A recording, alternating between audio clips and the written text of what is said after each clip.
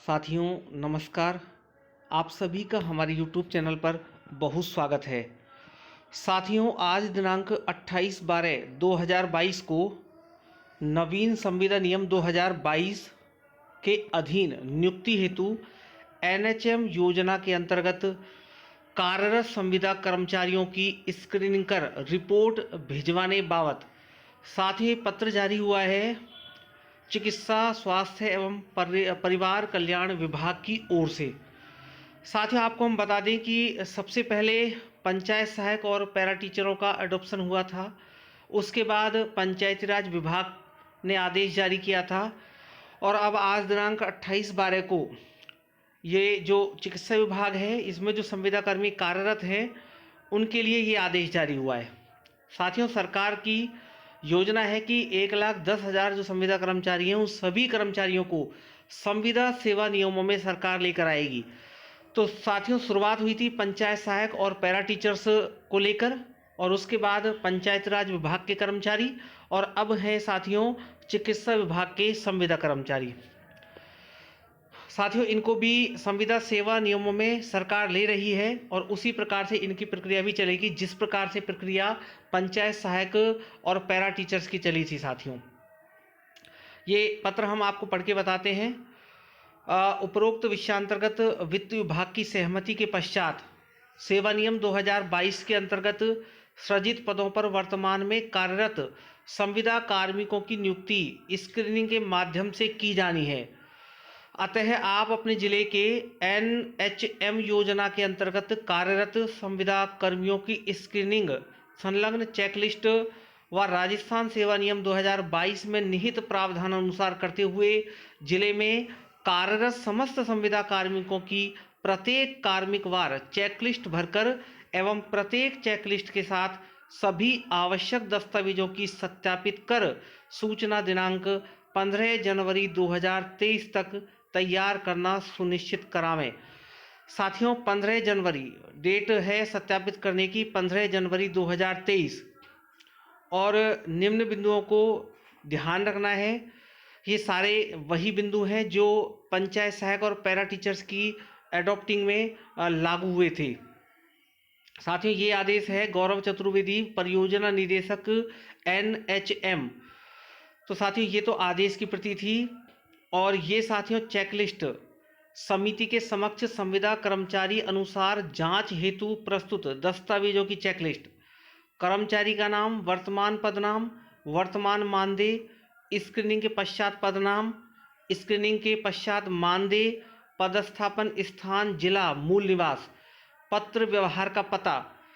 साथियों सूचना की विषय वस्तु नंबर 1 पर संविदा कर्मचारी का नाम, नंबर 2 पर संविदा पर कर्मचारी की नियुक्ति हेतु अपनाई गई प्रक्रिया से संबंधित सूचना और नंबर 3 पर अंतिम अनुबंध की समयावधि, नंबर 4 पर विज्ञापन में दर्शाई गई पद की वांछित योग्यता, नंबर 5 पर नियुक्ति के समय निर्धारित योग्यता, नंबर 6 पर जाति संबंधित कॉलम और साथियों नंबर 7 पर कार्मिक की उक्त पद पर नियुक्ति आदेश क्रमांक और दिनांक, नंबर 8 पर कार्मिक का उक्त पद पर कार्यग्रहण दिनांक, नंबर 9 पर जन्म तिथि, नंबर 10 पर कार्यग्रहण दिनांक को कितनी आयु है और नंबर 11 पर साथियों 1/1/2023 को आयु।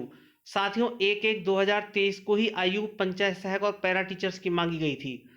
नंबर 12 पे कार्मिकों के जीवित संतानों की संख्या, नंबर 13 पर कार्मिक के जीवित संतानों की संख्या। साथियों ये जो 12 नंबर के कॉलम में है ये है 1/6/2002 तक और नंबर 13 पर है 1/6/2002 के पश्चात। संविदा कार्मिकों के देय मानदेय नंबर 14 पर नियुक्ति तिथि को दिया गया और 1 अप्रैल 2022 को दिया गया मानदेय। साथियों सारे के सारे वही नियम हैं चेकलिस्ट के जो नियम पंचायत सहायक भर्ती और पैरा टीचर्स की भर्ती में लागू हुए थे। इन्हीं नियमों के अंतर्गत ये सारी चेकलिस्ट कंप्लीट करनी है और ये चेकलिस्ट जमा करनी है साथियों। और लास्ट में साथियों यहाँ पर कार्यालय मुख्य चिकित्सा एवं स्वास्थ्य अधिकारी का प्रमाण पत्र यहाँ पे संलग्न होगा। प्रमाणित किया जाता है कि अधो हस्ताक्षरकर्ता के अधीन जिले में NHM योजना के अंतर्गत कार्यरत संविदा कार्मिकों को राजस्थान सेवा नियम 2022 के अंतर्गत नियुक्ति की पात्रता के सभी मापदंडों की जांच उक्त नियमों के प्राविधित अनुसार चेकलिस्ट में वर्णित बिंदुओं के अनुसार की गई। संलग्न सूची में वर्णित संविदा कार्मिक नियुक्ति योग्य हैं, नियुक्ति आदेश जारी किए जाने के अनुसार की जाती है। साथियों, इस प्रकार से सरकार 1,10,000 जो संविदा कर्मचारी हैं उन सभी को अडॉप्ट करेगी, उसके बाद स्क्रीनिंग होगी। साथियों, सरकार मानस बना चुकी है। सबसे पहले पैरा टीचर्स और पंचायत सहायकों का एडॉप्शन हुआ। पर साथियों, एक बात जो विशेष ध्यान देने वाली है कि जो आयु और संतान की वजह से शिथिलन सूची में पंचायत सहायक और पैरा टीचर्स आए हैं, उसी प्रकार साथियों अन्य विभागों में जो ये एडॉप्शन का रूल लागू हो रहा है उनमें भी ये प्रॉब्लम आएगी साथियों। तो साथियों, जिस प्रकार पंचायत सहायक धरने पर बैठे हैं, जल्द से जल्द संशोधन सरकार से करवाने के लिए कि एक और लिस्ट सूची जो है शिथिलन वाली वो सरकार जारी करे, तो ये फ़ायदा अगर पंचायत सहायक जो पैरा टीचर्स ये मांग कर रहे हैं, अगर ये फ़ायदा सरकार देती है तो जितने भी संविदा कर्मी जिनका एडॉप्शन होना बकाया है या वर्तमान में चल रहा है, उन सभी को इन नियमों का फ़ायदा मिलेगा साथियों। क्योंकि संविदा कर्मचारियों में अधिकतर जो कर्मचारी हैं वो ओवरेज हो चुके हैं और उन्हें शिथिलन की सख्त आवश्यकता है साथियों। सरकार को चाहिए कि सरकार ने कहा था कि हम सभी को नियमित करेंगे, सरकार नियमित ना करके केवल संविदा सेवा नियमों में ले रही है और संविदा सेवा नियमों में भी केवल सरकार दोगलापन कर रही है कि कुछ जो आयु में और संतान में पात्र है उनको ले लिया, बाकी को छोड़ दिया। जबकि होना ऐसा चाहिए कि संविदा सेवा नियमों में तो सरकार को सभी संविदा कर्मियों को शामिल करना चाहिए साथियों। सभी साथियों का बहुत बहुत धन्यवाद।